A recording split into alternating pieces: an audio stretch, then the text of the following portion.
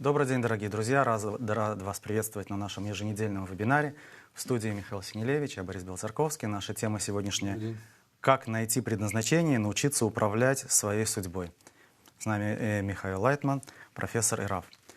Мы получили множество писем и обращений, и по просьбе учеников хотим перейти к более системному изучению материала, и поэтому сегодня мы выбрали отрывки из статей Баля Сулама, и на основе этих отрывков мы бы хотели, чтобы Михаил Лайтман объяснил бы и продолжил их. Я напоминаю, что у нас есть чат. Пожалуйста, задавайте вопросы, они в приоритете. У нас есть несколько вопросов, которые мы собрали с прошлого раза, но ваши вопросы приоритетнее. Будем их задавать. Наша встреча транслируется и задавайте вопросы, они в приоритете. У нас есть несколько вопросов, которые мы собрали с прошлого раза, но ваши вопросы приоритетнее. Будем их задавать. Наша встреча транслируется и переводится на множество языков. Европа, Америка. Вот, наверное, все. Как найти предназначение и научиться управлять своей судьбой? Это, в принципе, самый главный вопрос, который волнует всегда человека. Если он поднимается немножко над уровнем животного. Люди в течение многих тысячелетий развивались, и в какой-то момент у них начал просыпаться этот вопрос о смысле жизни, смысле существования. Поскольку мы не развиваемся как животные, которые практически из поколения в поколение не меняются, а у нас в каждом поколении происходит возобновление, притом на следующем уровне нашего эгоизма, нашего желания, наших вообще желаний, внутренних каких-то пустот, которые раскрываются все больше и больше. И поэтому у нас вопросы становятся все больше и больше. Притом мы начинаем спрашивать себя о каких-то вещах, которых раньше вообще не спрашивали. И поэтому возникают науки, и они продвигаются вперед. То, что задает человек вопросы в 20 веке, несравнимо с тем, что человек задавал себе вопросы в X веке и так далее. То есть мы постоянно движемся. И поэтому вопрос о смысле жизни, он возникает в определенное время в человечестве. Возникает у единиц в течение многих тысячелетий, были высокие особые личности, которые задавались этим вопросом, писали о нем. Исходя из этого вопроса, сочиняли музыку, литературу, драмы, трагедии, поэмы, песни, писали как картины. Вот это все толкает человека вперед, развивались науки, ремесла, развивалась техника. Это все от того, что человек хотел как-то больше, лучше устроиться в жизни. Не просто эгоистически. Он просто спрашивал себя, в чем смысл жизни. В этом искал. Мы знаем, что наши желания устроены по лестнице желаний. Это Tai kūniški norai, maisto norai, sekso, po to šeimos, norai, kurie susiję su kūnu, norai, po to jau norai susiję su mūsų vidiniu užpildymu, tai jau yra žmogiški norai, jau ne gyvūno, maistas, seksas, šeima, jau žmogaus, tai turtai, valdžia, garbė, žinios. Bet vis tiek visi šitie norai transformuojasi iš kartos į kartą ir tampa vis labiau ir labiau, kaip čia pasakius, subtilesni, aštresni, labiau vidiniai. Ir gyvenimo prasmės klausimas iš tikro pradėjo žmonėms kilti kažkur tai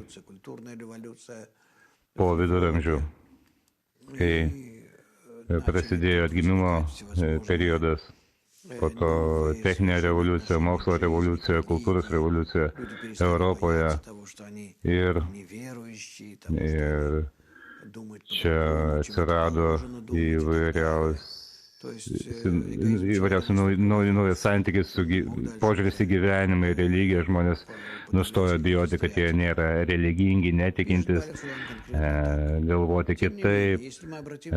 Žmogaus egoizmas tiek išaugo, kad jau nebegalėjo daugiau būti pažabotas tam tikrų stereotipų. Islamas konkrečiai rašo taip, jo labiau, jeigu mes ieškosime klausimą, tik tai vieną svarbiausią klausimą, aš tikiu, kad išnyks visos jūsų abejonės, ar studijuoti kabalą ar ne. Tiesiog išnyks iš akiračio. Ir jūs tiesiog pamatysite, kad nebeliko šitų klausimų ir abejonių. Kodėl? Todėl, kad jeigu kalbama apie patį svarbiausią klausimą, kurį kelia visi žmonės, kokia gyvenimo prasmė, tai šitas klausimas lieka neatsakytas. Ir tiesiog jisai praktiškai mus daro, ne žmonėmis, galima sakyti, netgi šiandien tai, ką matome. Tai, kas vyksta šiandien pasaulyje, tai yra todėl, kad mes negalime rasti atsakymo į gyvenimo prasmės klausimą. Pažiūrėkite, kas vyksta su žmonija, kur jinai juda, ką jinai daro, kuo užsiema, ką jinai išdarinėja.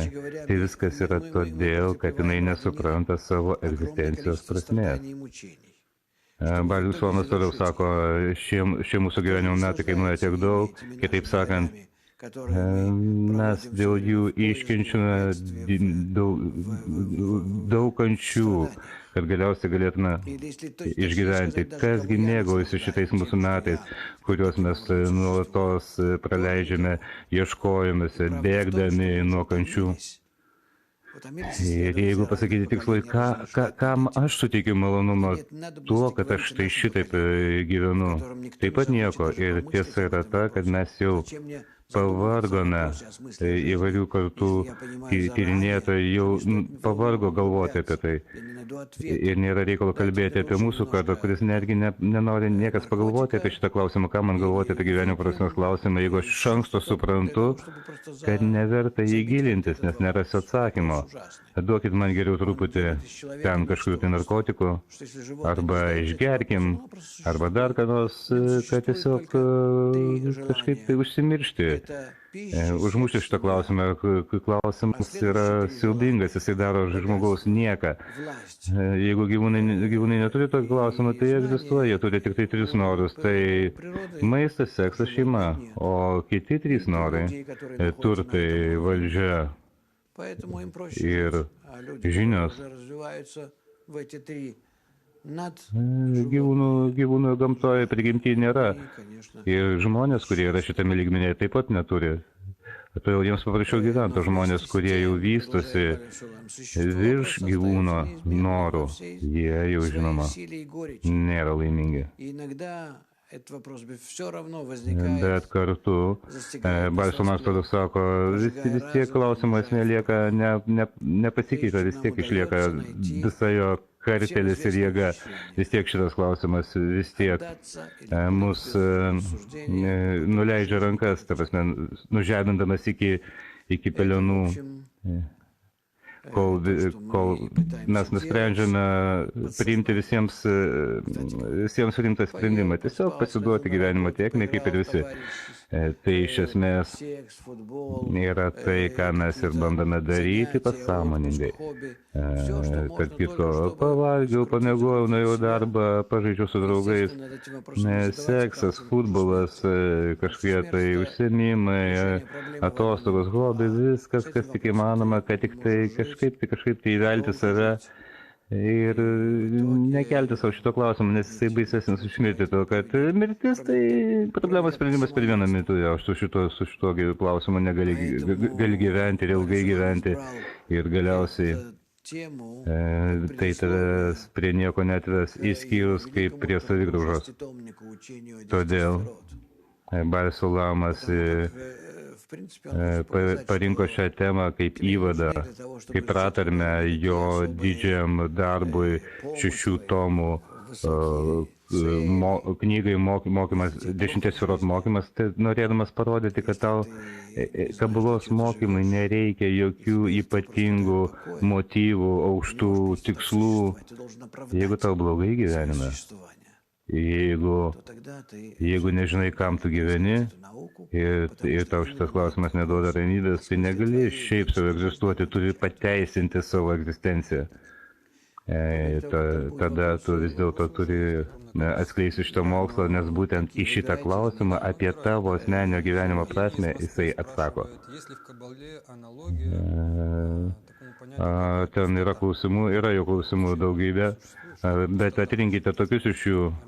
Eugenija iš Maskvos klausė, ar yra kabuloje analogija tokiai savokai kaip tuštuma. Ar yra dvasinėse praktikose tokia savoka? Kas tai yra tuštuma? Kaip tai susijęs su gyvenimo prasme? Tuštuma, žinoma, yra kabuloje tokia savoka. Tuštuma tai ypatinga kategorija. Noro kategorija, kuris negali būti užpildytas ir todėl jaučiasi tuščiu, neturintis pilnatvės, kurį norėtų turėti. Tai reiškia, žmogus, kuris kelia šitos klausimus, jis jaučia tuštumą. Tai reiškia, jisai turi norą ir norėtų jį užpildyti, juos užpildyti, šie norai, pažinti gyvenimo prasme, kam, kaip, kodėl nesibaigia, o kas, jeigu baigėsi, kas po to, kodėl jinai tokia nevykusi, atsitiktinė ir panašus klausimai.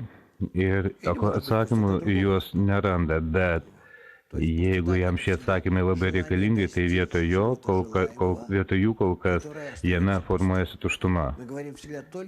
Arba gali būti kitokia tuštuma. Tai reiškia, tuštuma tai visą laiką noras pasiekti kažko, bet jis lieka neįgyvendintas. Mes visada kalbame tik tai apie norus, todėl kad visa mūsų materija tai yra norai patirti malonumą, užpildyti save, pilnatvę, malonumo pilnatvę. Jeigu šitos pilnatvės nėra, tada šita būsena vadinama tuštuma.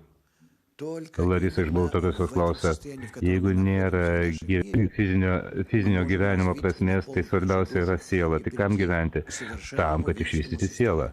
Tik tai būtent šioje būsenoje, kurioje mes esame mūsų gyvenime, mūsų pasaulyje, mes galime išvystyti ir užpildyti sielą ir pereiti prie tobulos amžinos būsenos. Šitas pasaulis labai svarbus, siaubingai svarbus. Mums tik reikia žinoti, kaip teisingai realizuoti, todėl kad būtent tik tai iš šiame pasaulyje, tik tai iš jo mes galime pasiekti aukščiausią tikslą, dvasinę tikslą. Mums atrodo, toks mūsų pasaulis nekingas, mažiukas, mes kaip kokie skruzdėliukai šitame žemės rutulėje čionais repliojame. Ne, tai neteisinga. Jeigu mes užmezgame ryšį su aukštesnė jėga, pradedame jausti mūsų ryšį su ją, pradedame teisingai matyti iš visą šitą sistemą, gamtos sistemą, tada pradedame jaustis būtent centre, visų pasaulio sistemos centre, pradedame suprasti, kai mums reikia veikti, ką daryti. Šito mes turime pasiekti. Štai šita tuštuma, kuri susidaro mumise, mums ir padeda, veda pirmin. Eugenija iš Maskvos klausimą, pasakyti, prašau, ar galima kalbėti, sakyti apie tai, kad valios laisvė yra iliuzija. Nes vis tiek norėsim, mes norime, mes prieisime galutinio tikslo, aš tik tai galiu rinktis. Tai neteisinga, nepaisant to, kad kūrimo sumanymas yra numatytas ir mano galutinė būsena numatyta, bet kokiu būdu aš priimsiu būtent kurie valdymą dabar savo atžvilgiu, tai labai svarbu, todėl kad tik tai remiantis savo teisingų požiūrių, į kurie santykį su manim aš galiu pripildyti jį malonumu iš savęs, suteikti jam malonumą. Reikalas tas, kad būtent mūsų pasaulis ir visos šitos aplinkybės, kuriuose esame, būtent jos padeda mums rasti teisingą santykį su Kūrėju. Ir tai, kad mes esame mūsų pasaulyje, mums jis padeda. Antra, o kas iš to, kad yra galas, kad jisai numatytas, aš tai jo nežinau, nuo manęs jis paslėptas ir todėl siekti jo nežinant, aš čia bandau pasirinkti tokį kelią, kurį pasirinktų kūrėjas. Ir todėl būtent šitame savo veiksme aš atskleidžiu jų protą, jo santykį, jo sumanimą, jo tikslą. Todėl man šitas pasaulis yra labai reikalingas, nes jame aš nejaučiu kūrėjo, aš nematau galutinio tikslo, aš nežinau, kaip man link jos judėti, bet aš turiu pagrindą tam, kad galėčiau ieškoti ir stengtis teisingai elgtis. Štai šiame ieškojime teisingo judėjimo pirmyn aš pradedu jausti kūrėją, suvokti jį, įgyti jos savybės, mintis ir jausmus ir tokiu būdu pats tampu lygiu jam. Ar galite papasakoti, yra toksai pasakymas, iš to veiksmų tada pažinsiu. Kaip kūrėjas veikia, taip aš kartoju paskui, aš studijuoju kūrėjo veiksmus kūrinyje. Tai yra kabalos mokslo dalykas ir taip aš pradedu jį atskleisti. Galbūt aš galiu klysti, iš kur aš galiu nesvarbu, galbūt aš netgi klystu, man nurodo, kaip aš turiu teisingai pasiruošti, kad galėčiau teisingai adaptuoti kūrėjo savyje. Tai jau kabalos mokslas. Bet aš noriu dar kartą pabrėžti, kad visa tai vyksta mūsų pasaulyje, ta visuomenė, ta draugų, su kuriais tu kartu studijuoji, realizuoji visą tai ir galiausiai tu tampi lygus kūrėjai. Antra ištrauka, kaip tik Balšalomas apie tai kalba, kūrimo sumanimas. Paskaitysiu jums leidus. Pasaulio sukūrėjimo sumanimas yra suteikti malonumą kūrėjams. Žinoma, kad noras gauti didesnį, tuo didesnį malonumą jaučiame. Tokiu būdu kūrimo tikslas įpareigoja sukurti didžiulį norą gauti, paruoštą. Taip, tai galima patirti tik iš mūsų pasaulio, todėl kad norą apibrėžia tuštuma, kai ką klausė pradžiai mūsų pirmame klausime. Tuštuma, jinai lemia tą potencialą, kurį aš galiu užpildyti. Ir tuštumos talpa, vidinės savybės, žiūrint, kaip ją jaučiu savyje, tą tamsą, tą tuštumą, pagal tai aš galiu pajusti, ištirti pilnatvę. Ir atitinkamai aš galiu atskleisti kūrėją. Įdomu. Kaip mūsų pasaulyje gali būti vaikas ir gali būti suaugęs vienoje toje pačioje vietoje, bet kiek vaikas supranta, kuris yra, ir kiek suaugęs žmogus supranta, kuris yra. Irina iš Taškento klausia, jeigu yra artimas žmogus,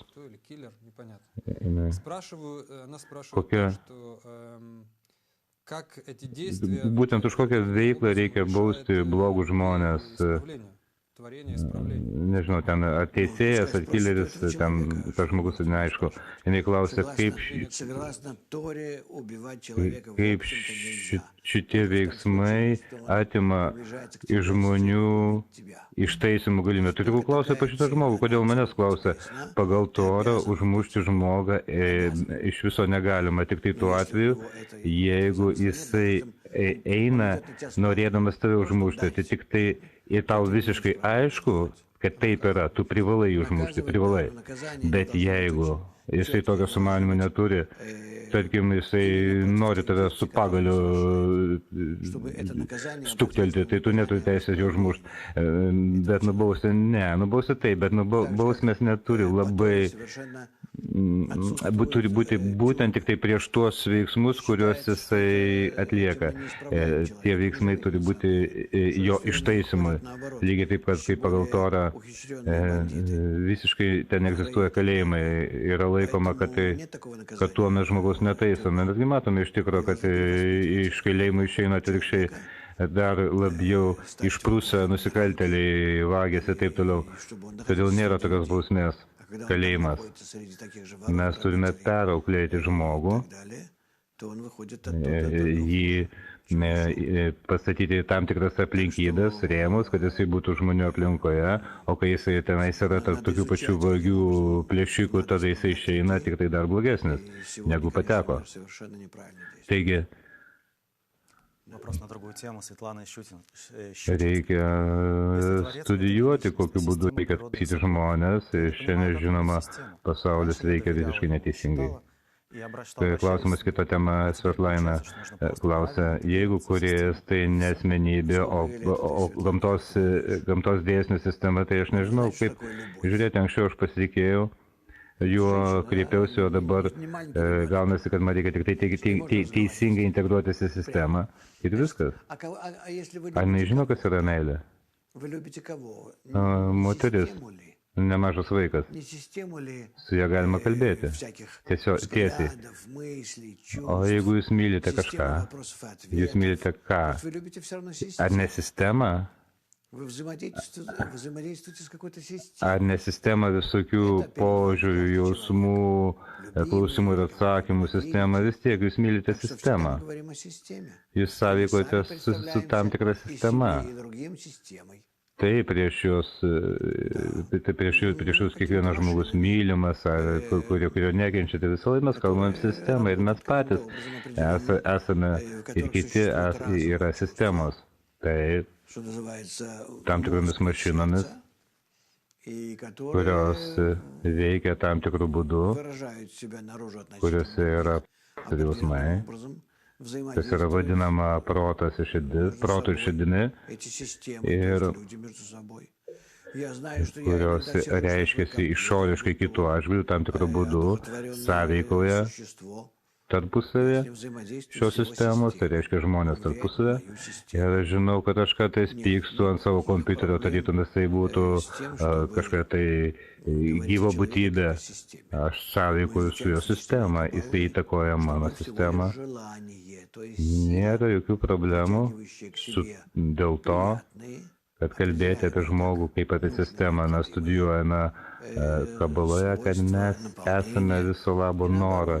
Tai reiškia jėgos, kurios traukia prie savęs kažką tai malonaus, ką mes žiūrim kaip į būtinybę, į būtinas savybės ar užpildymą. Atskirai ir atvirkščiai yra stumiančios jėgos, kurios varo iš savęs, stumia nuo savęs, tai yra kažkas nemalonaus, ko mums nereikalingo, žalingo, tai yra jėgų sistemos, kurios veikia mumise ir kiekvienas iš mūsų yra toks.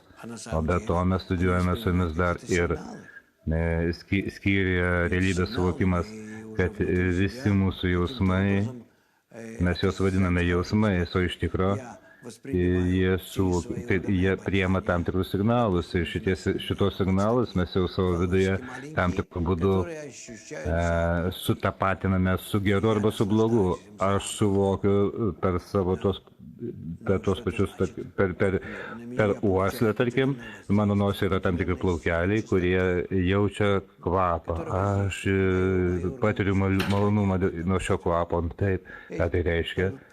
Aš gaunu tam tikrą poveikį, tam tikras jėgos dažnius, kurie veikia mano jutimo organus, tarkime, skonį, taip ateina elektrinis signalas į smegenis ir tenais jau man nustato poveikio laipsnį ir jo kokybę, malonu, nemalonu.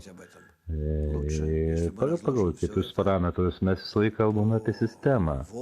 Aš suprantu, kad jums galbūt norisi kalbėti apie jausmus, bet jeigu apie tai kalbėti tiksliau, tai geriau, kad mes visą tai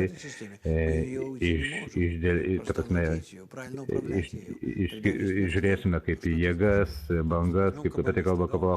Kabala siūlo pakilti viršus, reikia įvaldyti, mes joje gyvename, mes iš jos išeiti negalime, tiesiog reikia įvaldyti ją teisingai ją valdyti. Ką tai reiškia, tarkim, paimti kabalistai, turi tuos pačius jutimo organus ir taip toliau. Jisai su šiais visais jutimo organais pradeda judėti link aukščiausio tikslo, jisai supranta, kaip reikia naudotis visais savo jausmais tam, kad juos atvestų į tokią vidinę harmoningą būseną, kad jinai jau atskleistų kūrėją ir dar labiau, kad visus šios jausmus jis galėtų valdyti juos tam, kad galėtų rasti kūrėjo norus, atkreiptus į kūrėjo tuštumas ir užpildyti jas. Teikti malonumą kūrėjui. Mums trūksta receptorių pajausti kūrėją, mums trūksta vidinio išsivystymo. Kūrėjas taip pat jausmai. Taip, žinoma, kūrėjas tai manyje tik tai ir egzistuoja. Viskas egzistuoja manyje, visi pasauliai. Visi žmonės, visą tai egzistuoja tik tai manyje. Taip pat ir kūrėjas. Tai malonumas jaučiamas, gali būti jaučiamas ne kaip kažkas tai gero, aš nežinau, tai jau pažiūrėk, patikrink, bet iš esmės kūrėjas yra jaučiamas kaip pats didžiausias malonumas, pats didžiausias užpildymas. Stefa iš Rumunijos klausė, jie yra žmonės, kurie suvokia dvasinį pasaulį, bet nestudijuoja kabalą. Kaip gali tai būti? Neįmanoma mūsų laikais, ypatingai nestudijuojant kabalos atskleisti dvasinį pasaulį neįmanoma, todėl kad mes su jumis tai studijavome jau daugelį vietų, kur yra aprašoma jėga, kuri mus vysto, jinai vadinama Ormakyv, supanti šviesa. Ir 155 punkte pagal mane pratarmėje 10 sielos mokymui, ten Balsumas aiškino, kad tik tai kabalos studijų metu žmogaus atžvilgiu ima šviesti taip vadinama supanti šviesa, aukštesnioji šviesa, kuri jį taiso, valo, ruošia, paruošia tam, kad jisai galėtų suvokti aukštesnį pasaulį, pajusti aukštesnį pasaulį, todėl privalo žmogus studijuoti kabalą ir būtinai iš pirminių šaltinių arba pirminių šaltinių vertimų, bet pirminių šaltinių. Iš Facebooko toksai klausimas klausia, mes sutverti malonumui atėjome šitą pasaulį, kad jausti malonumą, bet tik tai mano asmenime gyvenime labai mažai malonumų, visos mūsų kančios tik tai dėl mūsų klaidų. Kodėl gamta, kūrėjas mūsų neapsaugo? Kodėl mus verčia daryti klaidas? Lienačka, aš jums pasakyčiau atvirkščiai, kad visos jūsų problemos tai iš kūrėjo. Tik tai visą tai tai valdo, tai daro, tai ir visos jūsų kančios taip pat iš jo. Kodėl? Tam, kad jūs nukreiptų į tikrų malonumų ieškojimus ir apsaugotų jūsų nuo visokių mažų malonumų gavimo, todėl kūrėjas visą laiką jums pakiša koją, kad jūs imtumėte rinktis tarp gero ir blogo, pradėtumėt gerai suprasti, kas yra gėris, dėl ko ir iš ko verta gauti malonumą gyvenime ir kad iš tikrųjų padarytume gyvenimą tokį, kad jis būtų pilnas malonumo. Tam reikia labai rimtai žiūrėti į tai, kas su jumis vyksta pirmiausia, galvoti apie tai, suprasti, kad visą tai kyla iš kūrėjo. Ir tik tai iš jo, kad jisai jūs valdo kiekvieną laiko momentą, tiek protą, tiek jausmuose, tiek protą, tiek jausmus, tai reiškia netitrūkti nuo jo absoliučiai nei vienai sekundai ir nuolatos būti vidinėme dialoge su juo. Toliau jau žiūrėti, kokiu būdu jūs galite priartėti prie vis teisingesnio teisingo malonumo. Jeigu malonumas yra teisingos formos, tai tipo, tai jisai neišnyks. Jūs turėsite, jūs jausite nuolatos. Štai toks bus malonumo orgazmas. Ir jūs būsite jame visada, o po to vis didesnėme,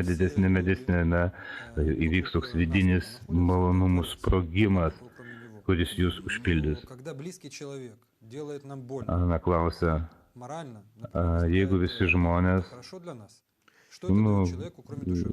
yra kūrėjas, nėra nieko išskyrus jį, kai artimas žmogus mums daro ko nors skaudaus. Pavyzdžiui, morališkai tai kyla, mes įsižeidžiame, tai gerai. Ką tai duoda žmogui be dvasinio skausmo? Kaip taisyklė, visas šitos skausmus reikia priskirti savo. Padarė jisai tau skaudaus, jo labiau kažkoks tai artimas žmogus pasistengia jam atleisti ir paversti jį iš tam tikro priešo draugą, iš nekenčiančio į mylinčių paversk. Reikia būtinai viską versti gėriu. Kodėl? Tuo žmogus save keičia. Tuo jisai pradeda teisingai nusiteikti į tai, kad visas pasaulis, kuris jį supa, yra nuolatinė gerovė ir visas užpildytas aukščiausia šviesa. Jeigu šitaip elgiasi kitų žmonių atžvilgiu, palaipsniui pradeda teisingai jausti supančią situaciją ir per ją matyti vieną didžiulį malonumą, šviesą, užpildančią visą pasaulį. Tai reiškia, kad kiekvienas teisia pagal savo sugedimą. Taip, žinoma, jeigu aš ko nors jaučiu negatyvaus iš ko nors, tai reiškia, jeigu dabar jautiesi blogai, tai reiškia dėl to, kad tu esi blogas. Tai vadinasi, kad nėra ką kaltinti. Yra ką kaltinti, žinoma. Gyvenimo prasme klausimas iš Nepraprausko klausia, visi žmonės turi vieną gyvenimo prasme pagal Kabulą, ar kiekviena siela turi savo užduotį? Visi mes turime vieną gyvenimo prasme pasiekti susiliejimą su Kūrėju, taip pat aukščiausias lygmuo, mūsų norų užpildymo lygmuo. Jeigu mes kalbame, kiekvienas turi savo sielos šaknį, tai nesvarbu. Žinoma, bet vis tiek sistema veikia labai paprastai. Tai reiškia, malonumai, jie turi užpildyti mus. Tai reiškia, kad šviesa užpildo klį. Galina iš Novosibirsko klausia, to šiandien susirinko labai daug žmonių, taip aš žinau. Ir šis ir vakar buvo klausimas toks. Ką reiškia kiekvienam žmogui, kad kiekvienas žmogus turi savo kelią? Ką reiškia kiekvienas žmogus turi savo kelią?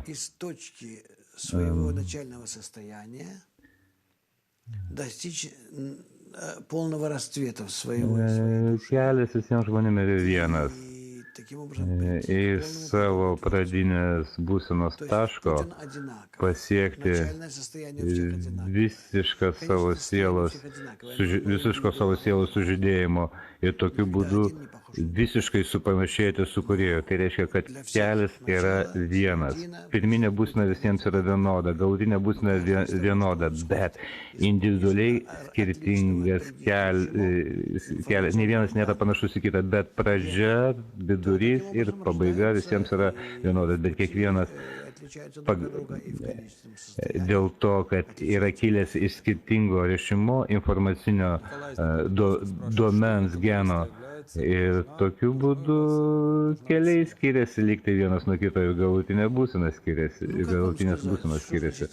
Nikolajus iš Lietuvos klausia, ką kabalistai reiškia arba turėtų reikšti šeima. Kaip jums pasakyti, ką reiškia šeima? Tai visų pirma pareiga, kurią žinoma turi turėti kiekvienas kabalistas. Rabašas, mano mokytojas, iš viso neprimdavo mokinių, Vingungių ir Barsalamas taip pat, tik tai vedusius. Galbūt darykite iš to išvadą, galite nedaryti, mūsų laikais mes neverčiame nieko. Toksai jau yra mūsų amžius, bet bendrai tariant, tai reikalinga žmona, vaikai, namai. Bendrai tariant, tai didžiulė našta, kurią reikia ant savęs užsikrauti ir tempti. Šito reikia, tai formuoja žmogų. Kaip pasakyta Kabuloje. Perka vyras, kai jisai veda, tai dar vieną egoistinį norą. Dabar jis turi 2 egoistinius norus po vedybų ir jis gali ramiai studijuoti kabulą. Kaip tai susijęs su gyvenimo prasme? Kaip susijęti šeimą, tą naštą su gyvenimo prasme? Mes šiame pasaulyme turime atitikti aukščiausios šaknis, tenais egzistuoja Zerampina Malkutė, tarp jų vyksta visi ištaisymai, naujų patsunim gimimas, naujų sielų gimimas, lygiai tas pas mūsų pasaulyje. Todėl reikia vesti, gimdyti, auklėti, vystytis ir taip iš kartos į kartą. Kiekviena kita karta tęsia mūsų kelią, tai praktiškai esame tie patys mes, tik tai naujame pavidale. Tai ką, šeima yra būtina sąlyga, kažkada tai buvo visiškai būtina sąlyga, šiandien mes nekeliame žmonėms tokių sąlygų, norime, kad jie svarbiausia pradėtų studijuoti. Vladimiras iš Moldavijos. Kai gyvenime atsiranda moteris, galvoja daugiau apie ją, mažiau galvoja apie kūrėją. Tai reiškia, kad siela, tai yra sielos diskomfortas. Patarkite, kaip tai sureguliuoti. Atskirti, labai aiškiai atskirti savo gyvenimą į 2 dalis. Dievui Dievo, Hesarį, kas kūno kūnui, kas sielai reiškia, aš turiu dirbti, aš turiu vykdyti savo įsipareigojimus namuose, man reikia gimdyti vaikus, teikti dėmesį, rūpintis žmona ir vaikais, bet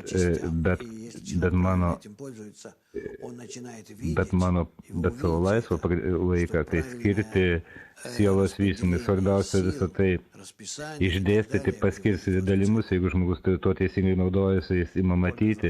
Ir jūs pamatysite tai, kad teisingas jėgų suskirstimas, tvarkaraštis jūs atves į tikslą. O jo klausia, kad norint pradėti studijuoti kabulą, reikia anuliuoti visas savo žinias, kurias įgyjome gyvenimo ieškojimuose. Toks klausimas, nesupratau. Anuliuoti nieko nereikia. Nieko nereikia atsisakyti, jeigu tai nekenkia kitiems. Reikia paprasčiausiai teisingai viską paskirstyti, duoti kiekvienai jūsų savybė, užsiėmimui, tikslų. Tikslų svarbos masto, jeigu mano dvasiniai ieškojimai, aš turiu įvairius dvasinius ieškojimus, dvasinių ieškojimų patirtį įvairiose vietose, žinoma, tai yra kvailystės. Pagal kabulą jūs neieškojate nieko dvasingo, jūs tiesiog taip susigalvojate, kad jums svarbus dvasinis pasaulis, jūs jo ieškote. Gal iki tol, kol noras gauti nebus ištaisytas, ketinimo atiduoti, neįmanoma padidinti malonumo jausmo, ką jis to nori pasakyti, yra noras, bet norą galima užpildyti tik tai ketinimų mastu, dėl ko aš tai darau, tam, kad perduočiau tai kitiems, kad suteikčiau malonumą kitam. Jeigu aš gaunu nesu šiandien atidavimo mintimi, tai tada aš tuo neprilygstu kūrėjui. Nes malonumo gavimas tokiu būdu man atneš didžiulės kančias gėdą. Tai ne mūsų pasaulio mes iš viso nieko to nejaučiam, o dvasiam pasaulio taip. Taisant norą gauti, kad įgytų ketinimą atiduoti, žmogus tuo tampa, tuo prilygsta aukštesnei jėgai ir gali jausti. Tai reiškia, noras yra vienas tas pats, jisai nesikeičia, noras gauti, užsipildyti. Jeigu aš noriu užpildyti jį dėl kitų, perduoti kitiems, arba priimdamas aš tuo suteikiu malonumą man duodančiam, tai tokiu būdu mano užpildymas, jisai yra dvasinis. Ir aš jaučiu, kaip amžiną tobulą begalinį užpildymą. Jeigu keičiasi mano ketinimas ne dėl kažko tai duodančio, arba ne tam, kad perduočiau kitiem gaunantiem, aš gaunu. Tai reiškia, aš gaunu ne tam, kad tuo suteikti malonumą duodančiam arba per save praleisti šį malonumą kitiems. Tai aš sulaikau jį savyje, gaunu dėl savęs ir tokiu atveju aš krentu. Atitrūkstu nuo dvasinio pasaulio, dar labiau patenku į tokią būseną, kuri dar blogesnė nei buvo. Todėl reikia labai įdėmiai stebėti, kokiu būdu tu mesgi ryšių su gyvenimu, jeigu žmogus pradeda gauti atidavimui, tada pradeda jausti amžiną tobulą gyvenimą. Įdomus momentas, galite paaiškinti, yra malonumas, yra egoistinis mano noras, yra suprantama, jeigu noras patenka, iš juose patenka į norą, jinai užgesina, ką reiškia dėl kurie tarp malonumo ir noro turi būti kažkoks tai pasipriešinimas, tarkim, visuomenė grupė, jeigu aš darau dėl jo, dėl kurie tai vienas ir tas pats, tai yra gaunasi amžinas malonumas, taip, tai gaunasi yra 7 milijonai žmonių ir aš galiu daryti kiekvieną minutę kažką tai dėl jų ir jeigu aš per juos jaučiu kūrėją, tokiu būdu aš nuolatos jaučiu malonumą. Na štai, mano noras, jeigu aš jį užpildau tam tikrų malonumų, ateina man malonumas, tai aš užpildau, jaučiu malonumą. Jeigu šitą malonumą praleidžiu per save kitiems, tai tada aš jau gaunu dėl kitų, o ne dėl savęs. Arba aš galiu pasakyti, kad šitą malonumą gaunu į save, bet tam, kad suteikčiau malonumą duodančiam. Kaip sūnus, kuris valgo dėl mamos, tai bent kokiu atveju egzistuoja ketinimas, ką aš darau. Štai čia yra ketinimas. Čia gal per daug.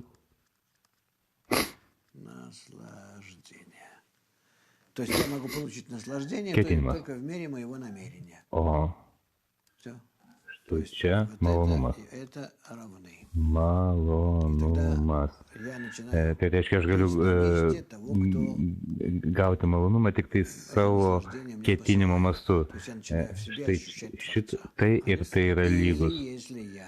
Ir tada aš imu būti to vietoje, kuris man siunčia šitą malonumą. Tai reiškia, aš save imu jausti kūrėją. Arba jeigu aš praleidžiu per save, kaip antruoju atveju, praleidžiu per save, taip, praleidžiu per save šitą malonumą kitiems. Tai tokiu atveju aš panašus kūrėjų. O kas yra aukščiau, ar gauti dėl kitų, ar gauti? Tai nesvarbu, tai ką ne du skirtingi lygmenys, tai taip. Arba tai kitiems. Kitiems. Arba kūrėjai. Kaip šiuo atveju. O yra skirtumas, atėjami žmonės, neatimi, nėra jokio skirtumo, todėl, kad tai yra viena sistema, išskyrus mane, tai yra viena sistema, jeigu aš atiduodu, tai nesvarbu kam ir kaip, svarbiausia, aš atiduodu, tuo užsipildo visa sistema, jinai taisosi. Jelenas iš Kanados klausimas, ar gali žmogus žmogui studijuojant klausimą padidėti materialus lygmens norai, turto žinių, tai gali jie būti naudingi tada visuomenė. Būtinai tam jie didėja, tik tai ne tik tai turtui, bet kokie žmogaus norai. Tai maistas, seksas, šeima, valdžia, žinios, garbė, Viskas, kas tik norite, visą tai didėja daugybę kartų būtent pas tuos, kurie studijuoja kabalą. Taip, tai kažkas taip paslėpta, gali būti kabalistas milijardierius, galbūt jis uždirba tos pinigus su kažkokiais slaptų ketinimų. Galbūt net nežinoma, kodėl jisai uždirba, gali matyti, kad jisai milijardierius, kabalistas, bet kaip ir kodėl jis tai daro, gali nežinoti. Tai yra vidinis darbas. Sauliaus klausimas iš Kauno. Paskutiniu metu pasaulyje daugėja savižudybių. Kodėl kuriejas duoda žmogui tokį norą? Žmonės negali rasti atsakymą į gyvenimo prasmės klausimai, todėl pasirenka nejausti kančių dėl šio gyvenimo prasmės klausimo ir tokiu būdu taip pabaigia. O ką jūs patartumėt, kurie žmonės turi tokius norus? Taip, šiandien labai tai daug, jūs matai, kas vyksta, todėl labai lengva pateisinti dėl to visokias savižudybės, teroristinius aktus, todėl kad žmogus šiuo metu pasiruošęs labai lengvai padaryti bent kokį veiksmą, tik tai, kad galėtų pateisinti savo egzistenciją. O ką daryti žmogui su tokiu noru, ką jam daryti? Tik tai atskleisti gyvenimo prasmės klausimą, atskleisti kūrėją. Tai yra kabalos mokslo tikslas - atskleisti žmogui kūrėją šiame pasaulyje. O kaip žmogus gali? Mes sakome, kad visus norus galime panaudoti dėl kūrėjo. Kaip galima realizuoti tokį norą? Tarkim, savižudybės norą. Tegul dirba visuomenė, tik tai teisingai dirba, jisai jums jausti malonumą, jums jausti aukštesnį pasaulį. Jis nori atsikratyti kančių, jisai atsikratys, nori įgyti aukštesnį pasaulį, jis įgys. O užmušdamas jis to negauna. Jis tiesiog užmuša savo gyvūną pradą, nedaugiau, o sielos jame dar nėra. Iš Paryžiaus klausia. Aš turiu būti pasyvus stebėtų to, kas vyksta aplinkui mane, kad būčiau ištaisytas ar eksperimentuoti, analizuoti tai, kas vyksta. Ar galima pasakyti, kad tikslas yra vis dėlto pasiekti malonumą. Tikslas pasiekti malonumą, tai yra pirma, o antra, jokių būdų negalima būti pasyviu. Negalima. Jūs privalote veikti maksimaliai aktyviai. Klausimas iš Novosibirsko. Ar galime užsiimti astrologiją ir kabalą vienu metu? Aš neįsivaizduoju, kaip tai galima. Aš tiesiog neįsivaizduoju, kaip galima tikėti visais šitais. Astrologai, principe, tam tikra savo dalimi yra mokslas, kurios pagrindas yra stebėjimai vykę tūkstančius metų, todėl negalima sakyti, tai yra visiškai niekas, bet to užsiimti, bet atskleisti jėgas, kurios mus valdo per kabalą, tai yra atskleisti aukštesnės jėgas ir žymiai plačiau įvairiuose sąlygose, dažniausiai ir taip toliau. Aš nemanau, kad astrologija niekaip negali šitam prilygti, pakeisti. Per siauras sritis, per daug užmuilinta. Iš Almatos taip pat klausia, taip pat sėdi didžiulė grupė, daug žmonių, mūsų mokinių. Žmogus iš karto atsirado tokia pavydelė, tokia forma, kokiame mes dabar esame, ar buvo kažkokia evoliucija, paprasčiausių formų evoliucija. Buvo paprasčiausių formų evoliucija, žinoma, kaip iki Darvino apie tai buvo rašoma jau seniai, paimkite Rambamą, visą tai aprašinėja, rytai aprašinėja, taip dar, tai 16 amžiaus pradžia. Jisai rašo, kad negyvoja augalinė gyvūno gamta turi tarpinės būsenas tarp jų, yra jų raidos būsenas, iš gyvūno vystosi žmogus. Jūs kalbėjote apie šeimą iš Erevano, klausia. pasakyti, aš esu užsiciklinus dėl šeimos sukūrimo. Kaip man atsikratyti šito užsiciklinimo? Sukurti šeimą niekaip kitaip. Tik tai turbūt reikia rimtai įvertinti savo galimybės ir greitai, kuo greičiau išspręsti tą.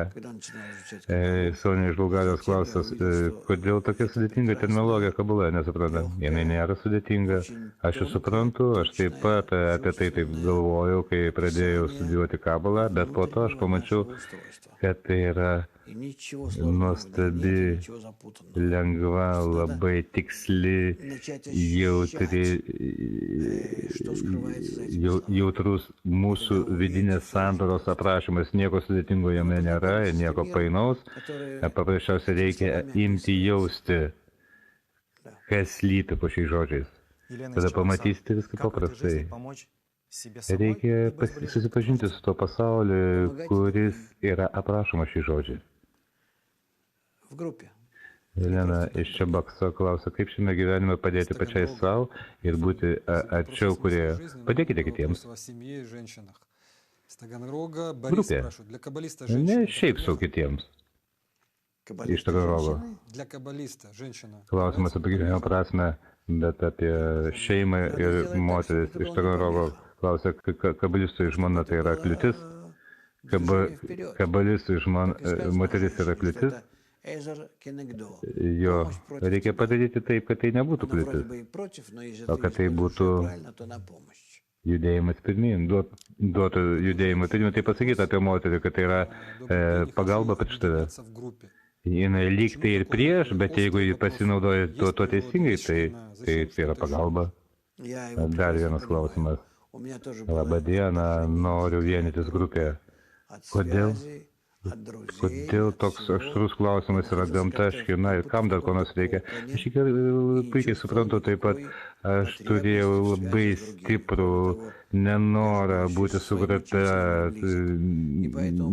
ryšyje, ir tarytum buvau tam tikrame kokone ir nejaučiau jokio poreikio ryšių su kitais. Bet to aš dar buvau su savo mokytoju ir todėl aš neturėjau būtinybės būti kartu su draugais. Jei tik tai po daug laiko, keletą metų, aš supratau, kad tai neįmanoma, kad mes privalome vis dėlto vystytis taip, kad ryšiuose su kitais rastume bendrą sistemą, bendrą klijį, formuoti bendrą klijį, tokiu būdu tenais atskleisti kuriejas nesiskleidžia niekur, kaip tik tai ryšiuose su panašiais savo draugais grupėje. Sofija iš Chersonų klausia, laba diena, visi mokiniai, ačiū už gyvenimo prasmės klausimą. Priešus pavesti draugais, tai tiesiog yra 10, bet tai pasiekti, tai kaip pataikyti 10. Sofija, jūs neturite to užsiimti, mano brangioji. Taip už jūs padarys šviesa. Mes niekur neturime savęs taisyti, mes tik tai sugadinsime ir praradę jėgas pulsime ir keiksime viską pasaulyje. Mes turime atlikti visiškai kitokį veiksmą. Paklausykite manęs. Absoliučiai visi ir įsiminkite. Viską taiso kūrėjas, aukštesnioji šviesa, o mes jos prašome šito. Aš turiu parodyti, kad aš noriu, kad tu šitą ištaisytum. Jisai ištaisys, o aš pats nieko netaisau. O kuo aš galiu ištaisyti? Kokius ašgi turiu instrumentus tam? Taigi aš sakau, nepamirškite, tai yra svarbiausias dalykas. Žmogus kaltina save už tai, kad jis toks blogas. Tai yra padaryta kūrėjo. Jisai griaužiasi dėl praeities, kodėl jis ten tai padarė, ar kitaip. Tai padaryta kūrėjo.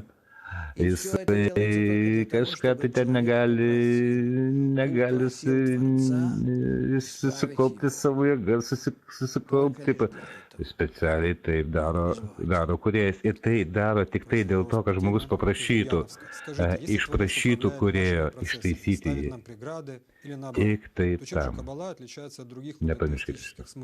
Klausimas taip pat pagal temą iš Lianos, ko pasakyti, jeigu kuriejas valdo mūsų procesus, stato mums kliūtis arba atvirkščiai, tai kuo kabala skiriasi nuo kitų, gaunasi, kad jeigu aš esu vargšas, tai kuriejas mane tokia padarė. Taip, žinoma, prie ko čia monoteizmas. Nu, turbūt nuo kažkokių tai kitokių metodikų. Tai, kad viskas šiandien, kas yra padaryta,